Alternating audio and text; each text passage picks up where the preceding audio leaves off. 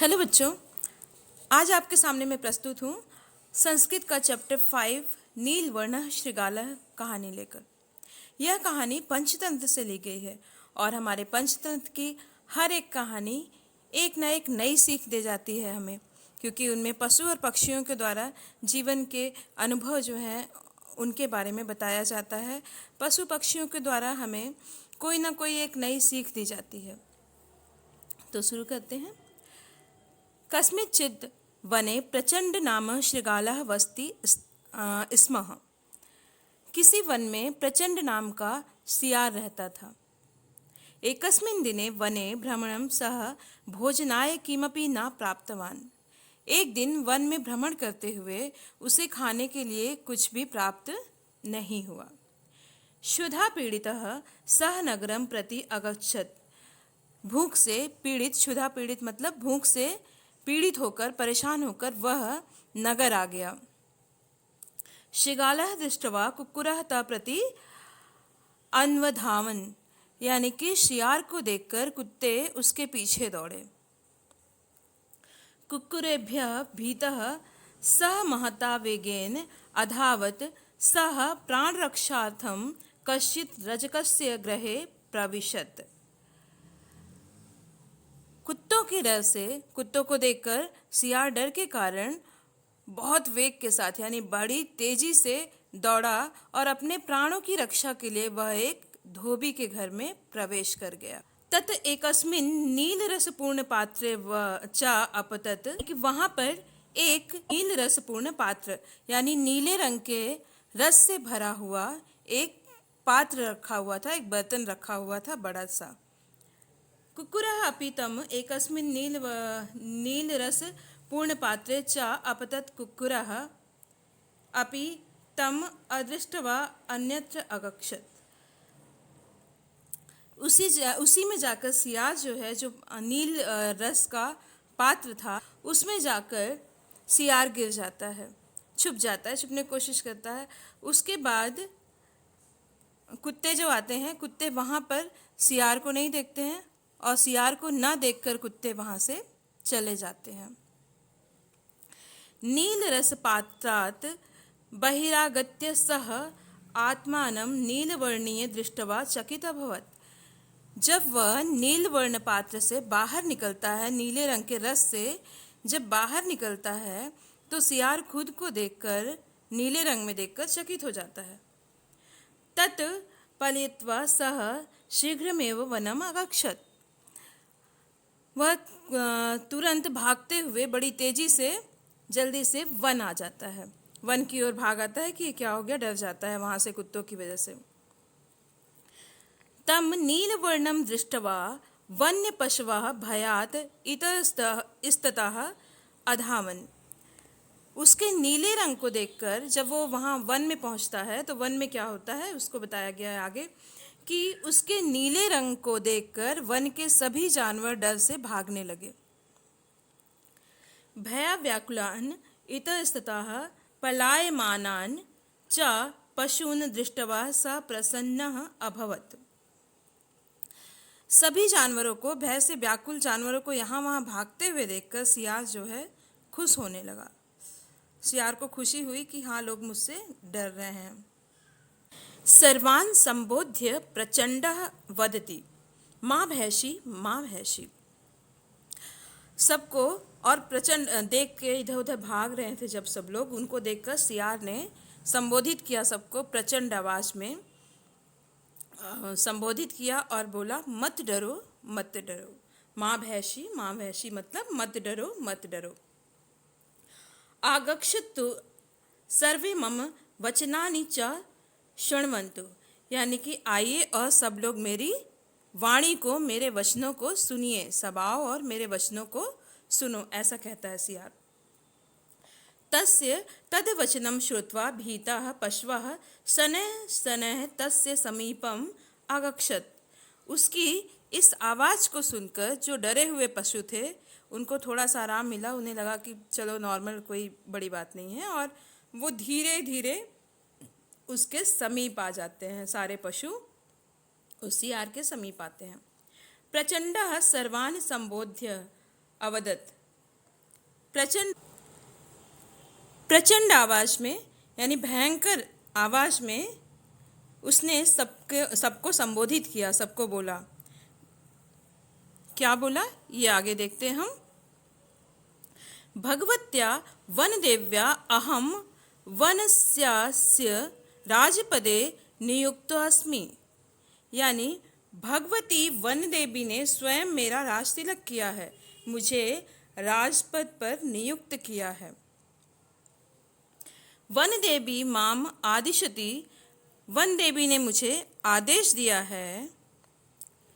त्वं वन जीवानां रक्षणं पालनं च कुरु, तुम वन के जीवों की रक्षा एवं उनका पालन करो। अतः च त्वया तथा कर्तव्यम यथा वन्य प्राणिषु कलह न भवेदितु। फिर वो उनको समझाते हुए कहता है, अतः अब आज से मेरा यह कर्तव्य बनता है, मेरा यह फर्ज बनता है कि वन के प्राणियों में मैं झगड़ा ना होने दूं, कलह ना होने दूं, क्लेश ना होने दूं। अतः अद्य प्रभृति अहम युष्माकं राजा अस्मि, अतः आज से मैं आपका राजा हूँ। स्वयं को सियार राजा घोषित कर देता है धोखे से। तस्य तद्वचनं श्रुत्वा तस्य सुंदरं वर्णं च दृष्ट्वा सर्वे सिंहव्याघ्रादयः तं नमस्कारं कृतवन्तः, यानी कि उसके सुंदर वचनों को सुनकर और उसके सुंदर रंग को देखकर शेर और बाघ आदि सभी जानवर, जितने भी पशु थे जंगल के, सब उसको नमस्कार करते हैं। तस्य आदेशेन च वने भ्रमणं भोजनादिकं च कर्तुम् आरब्धवन्तः, यानी कि उसके बाद वो क्या करता है, उसके बाद इस आदेश के बाद सियार वन में भोजन आदि के लिए आराम से विचरण करता है और उसे किसी चीज़ का डर भी नहीं रहता और शिकार भी आराम से करता है, क्योंकि सब तो राजा है इसलिए राजा का कोई विरोध नहीं करता, इसलिए वो आराम की जिंदगी जीने लगता है। एवं छलेन सह वने शासनम कुर्तुम आरब्धवान, और छल के साथ वन में शासन करता है, शासन करने लगता है। अथैकदा सह शृगालवृन्दस्य कोलाहलम् अशृणोत्, यानी कि एक बार उसने सियार का हैरान करने वाला या सियारों का कोहराम सुना, शोर सुना।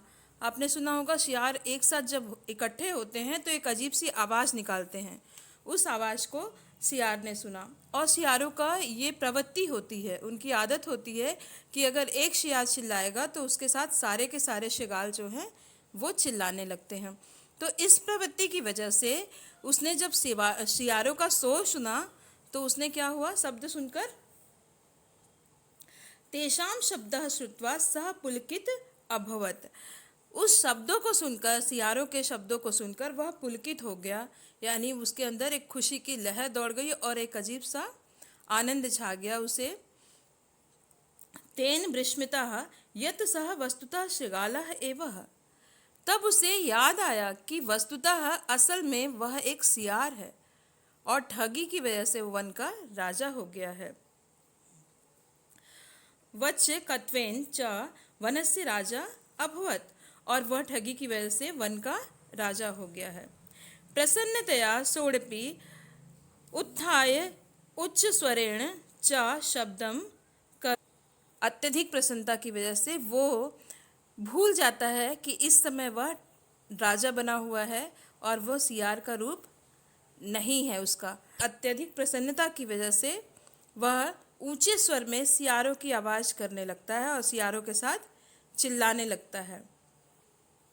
तस्य शब्दान् श्रुत्वा वनस्य सर्वे पशवः आश्चर्यचकिताः अभवन्, उसके इन शब्दों को सुनकर वन के सभी पशु आश्चर्यचकित हो जाते हैं।